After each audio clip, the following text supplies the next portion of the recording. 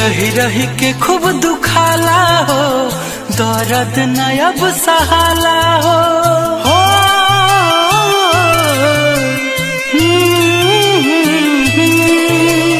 रही रही के खूब दुखाला हो, दर्द न अब सहाला हो। काहे खाती हो लाई प्यार, ऐ वैज्ञानिक मेरे यार, कर दो दिल के दवा का आविष्कार हो। ऐ वैज्ञानिक मेरे यार, कर दो दिल के दवा का आविष्कार।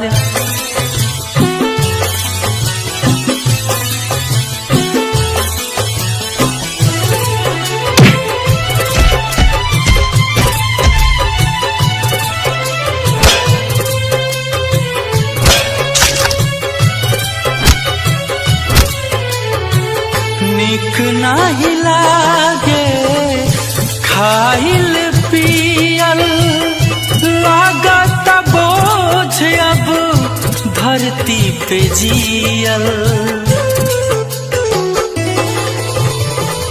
निक नाही लागे खाइल पियल, लागत बोझ अब धरती पे जियल। जगले हो जाता भोर हो, अखिया से गिरे लोर हो।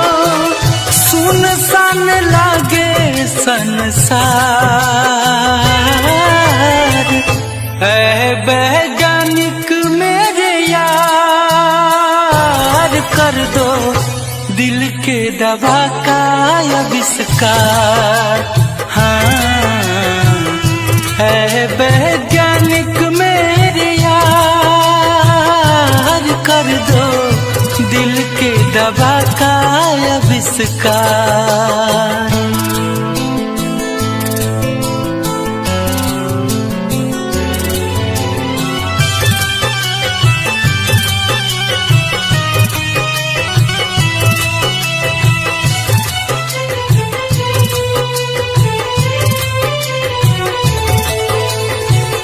काहे खातिर राम जी बनौले दिल रे, एह के संभारल बा बड़ा मुश्किल रे।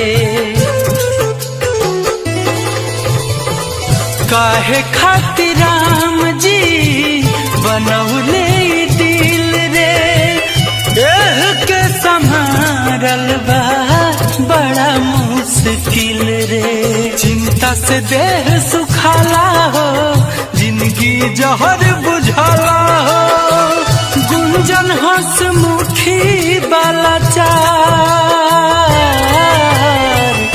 ऐ वैज्ञानिक मेरे यार, कर दो दिल के दवा का आविष्कार। ऐ वैज्ञानिक मेरे यार, कर दो दिल के दवा का आविष्कार।